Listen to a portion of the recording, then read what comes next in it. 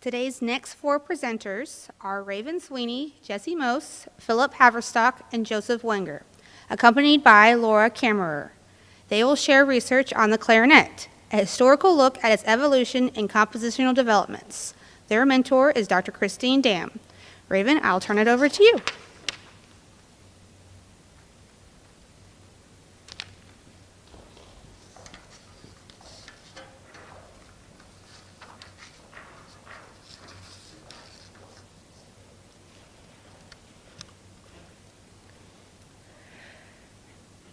Good afternoon. My name is Raven Sweeney, and I'm a freshman music education major here at Quincy University.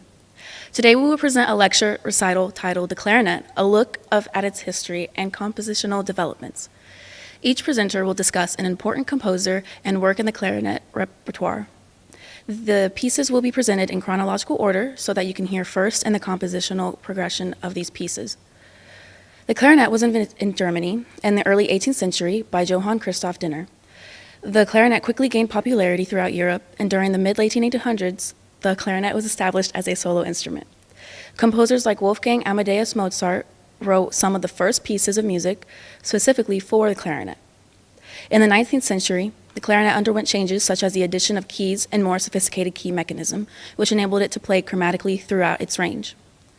Improvements were made to the intonation of the instrument. Additional auxiliary clarinets, such as the bass clarinet, were developed and included in standard music repertoire. In the 20th century, composers created music that was both technically and artistically demanding for the clarinet. New capabilities in the clarinet performance were realized, including non-traditional ways of playing the clarinet. The first piece we will discuss is Minuet by Wolfgang Amadeus Mozart. Mozart was born on January 27, 1756, in Austria. His father was a composer, and his older sister was a talented performer. Mozart was a child prodigy, showing signs of musical genius at an early age. At the age of 5, he wrote his first song, and by the time he was 6 years old, he traveled around Europe to perform concerts for royal families. At the age of 14, Mozart wrote his first opera, and then from the ages of 10 to 17, his reputation as a composer grew across Europe. Mozart struggled his adult life to find consistent employment. While he composed some of the most well-known and loved classical works, Mozart did not like to be tied down to a single employer. He wanted the freedom to compose what he wanted, but unfortunately, this was not the norm at the time, and Mozart struggled with making ends meet. Between 1790 and 1791, Mozart created some of his best, most memorable work. However, during those years, his physical and mental health deteriorated, and he died on December 5, 1791. Though Mozart was the first composer to write the clarinet, he only wrote one clarinet concerto, the Clarinet Concerto in A major. This was written 2 months before his death. Additionally, he composed several trios that included the clarinet. He also composed several trios that included the clarinet. He was also one of the first composers to include the clarinet in the orchestra. Mozart included clarinets in 4 of his symphonies and most of his later operas. The piece I will be playing today is Minuet. It was composed between 1779 and 1780. It was composed for commemorating the graduation of a close friend, George Sigismund Robenin, for his law studies at the University of Salzburg in 1780. What makes this piece memorable and classical sounding are the easily recognizable melody, uncomplicated harmonies, and the fast, short trills. Typical of classical style, this work stays in traditional harmonic keys and does not include chromaticism. The listener can hear the simple tunefulness of the melody and easily recognize the theme. I will now perform Minuet by Mozart with Laura Kammerer accompanying at the piano.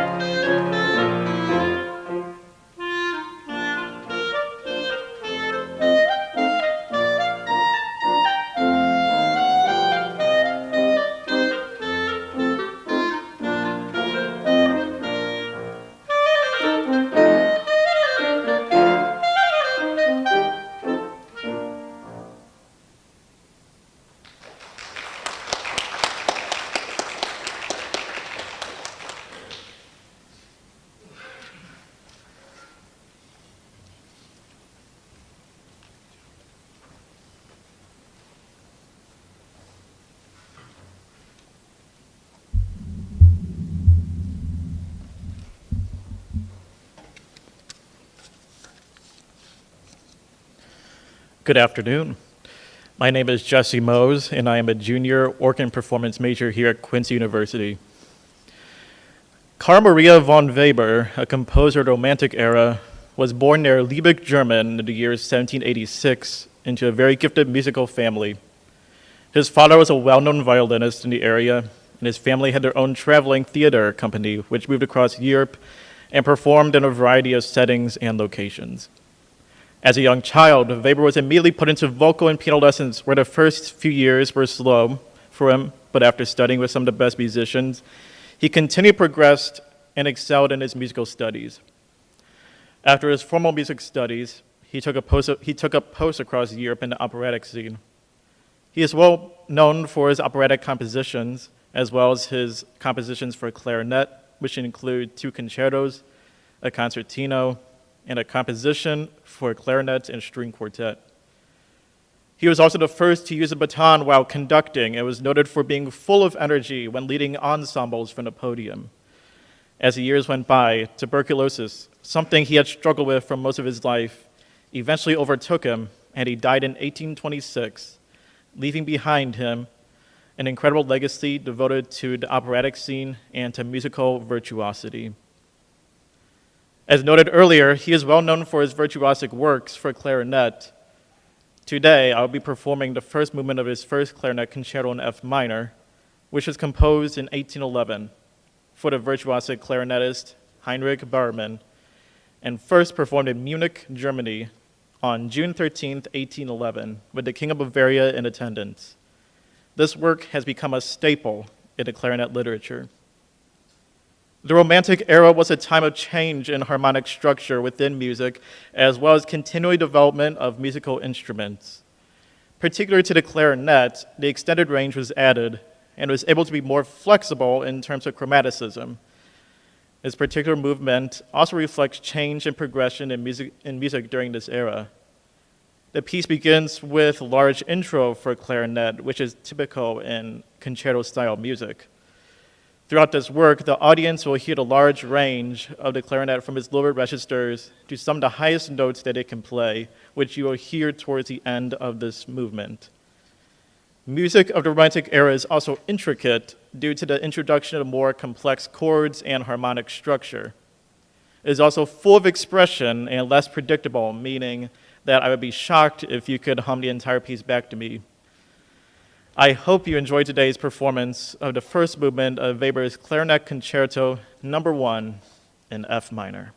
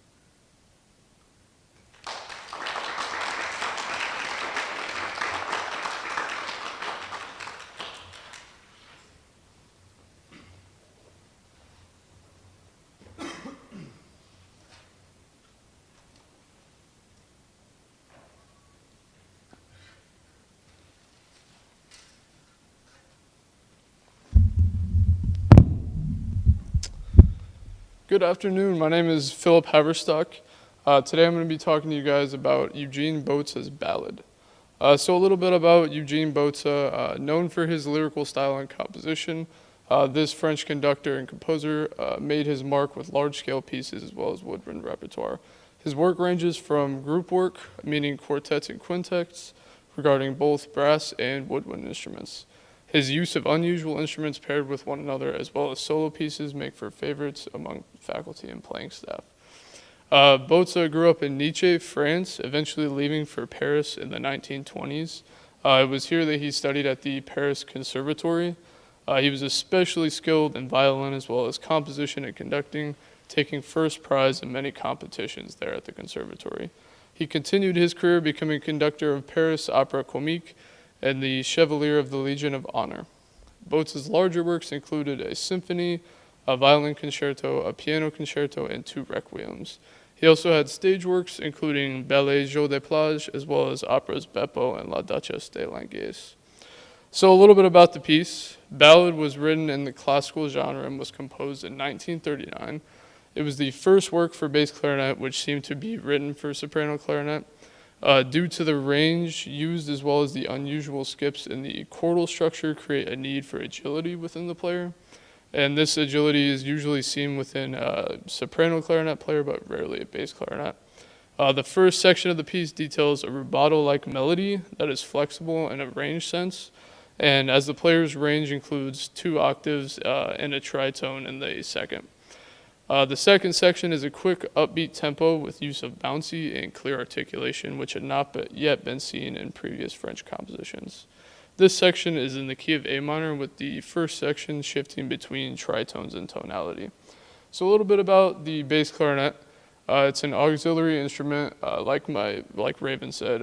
It's a non-standard instrument within an instrument family.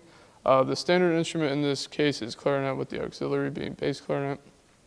This auxiliary instrument was produced for the rich, deep tone needed for symphonies and bands. Very delicate instrument, not often used in solo repertoire, but Botza was one of the few composers to venture into this auxiliary music. It is not common for the bass clarinet to shift in range as often as it does in this piece, as the main purpose of the bass clarinet was to extend into the lower range. So that means that composers tended to use it with the tubas or soloistically in woodwind sections of orchestra pieces. This means changing range as well as getting the melody are not common. So I hope you enjoy Ballad by Eugene Botza.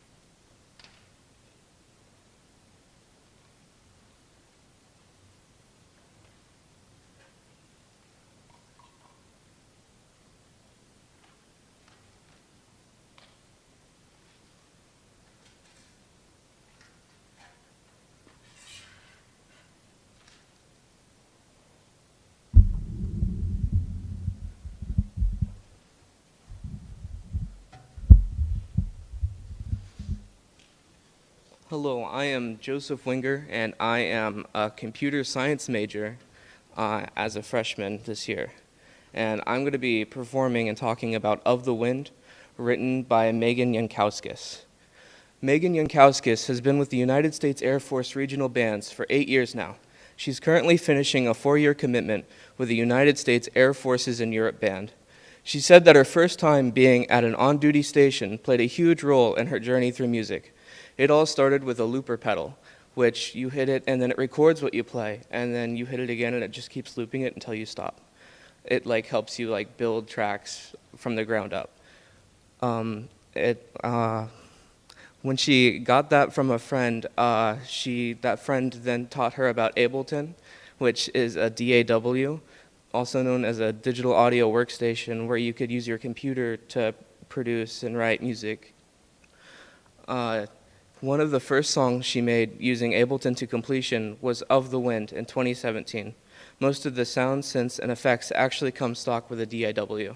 Of the Wind had the working title Sakura Rising, which is a nod to its inspiration of magical girl anime, which is best explained by the Powerpuff Girls, who got its roots and inspiration from the same thing.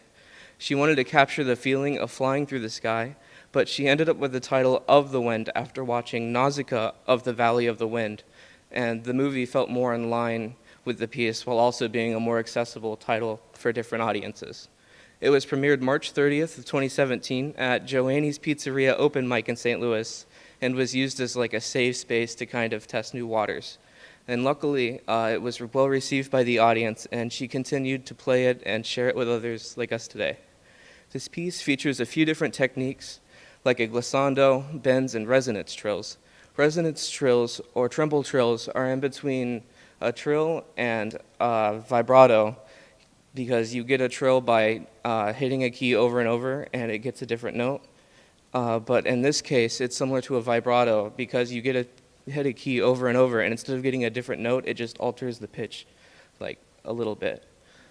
It also has a lot of jazzy parts with different scoops and bends, and my favorite is the glissando, which is a very difficult part. A lot of this piece is also meant to be played out of time with the backtrack, which is one of the key features that sets this piece apart from anything I've ever played and anything that you guys have seen today. It makes it difficult to learn because even if you play it slow or a little too fast, you'll get out of time with the backtrack and you'll completely mess up the song. But as you learn the backtrack and get better, it kind of sets the tone, it sets the mood, how fast you're going, and you kind of let it do the work while you just play along with it. I will conclude this lecture recital with a performance of the Wind for clarinet and digital recording. Thank you for attending our session today, and we will answer any questions you guys may have after my performance.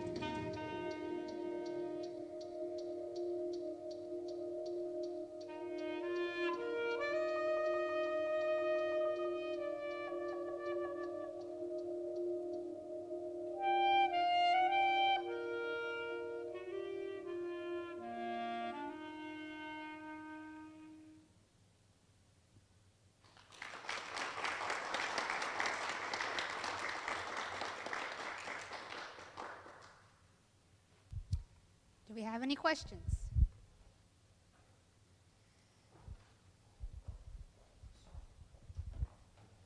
Thank you. I'm Katie Krauser. I'm one of the librarians. You all did an excellent job. But what was the hardest thing about picking a piece for each of the sections that you had to represent? I would say the hardest part definitely would be just knowing your own limitations as well as knowing what you can work towards and what you can't work towards. It's always difficult knowing like, hey, I can try to do this really hard piece and I would probably do great at it, or I could do an easier piece and it would be even better. You kind of just have to weigh your options there.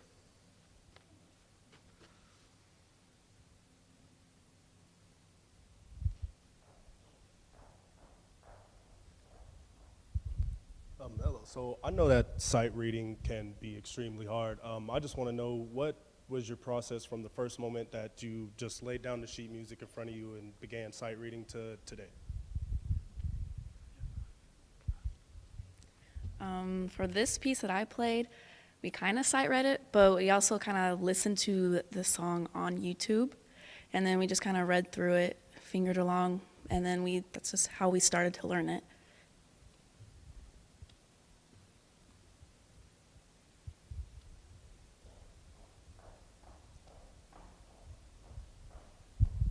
So tell me what your favorite magical girl anime is. I don't watch a whole lot of magical girl anime, so I guess I have to say Sailor Moon.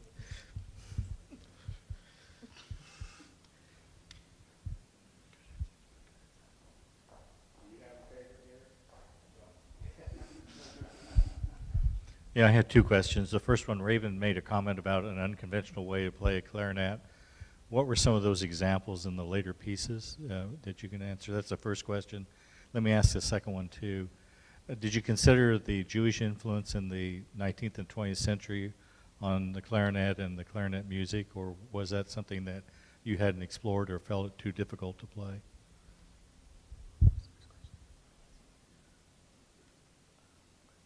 Can you repeat that first question? Yeah, you mentioned that there were different unconventional ways to play a clarinet. I was wondering which examples maybe of what you played were unconventional.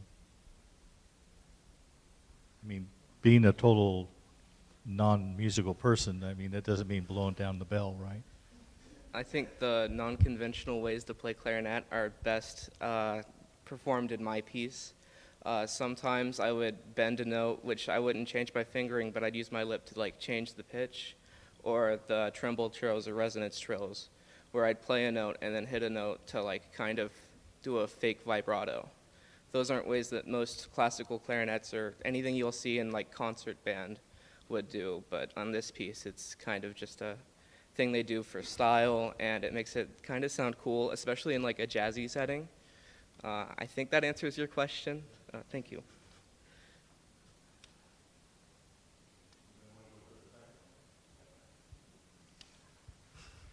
I'm gonna try again here. So I've only heard of some Jewish influence, but I have never really explored it. But if you say it seems too difficult, then I'd probably be a little scared too. Different, okay. Yep.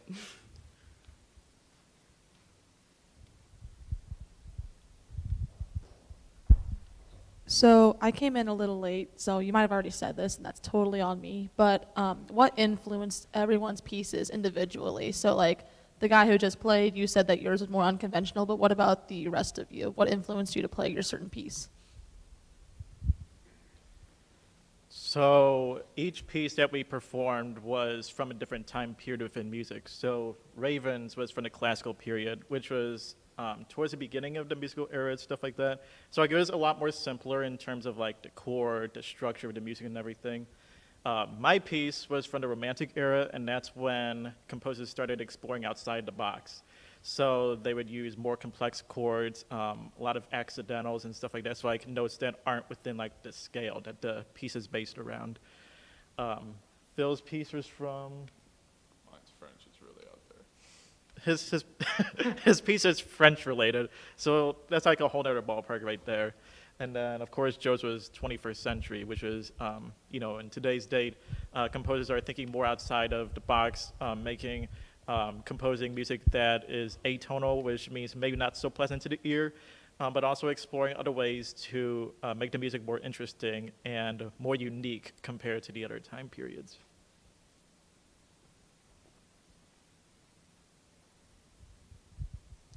Do we have any more questions? Thank you, Raven, Jesse, Philip, and Joseph.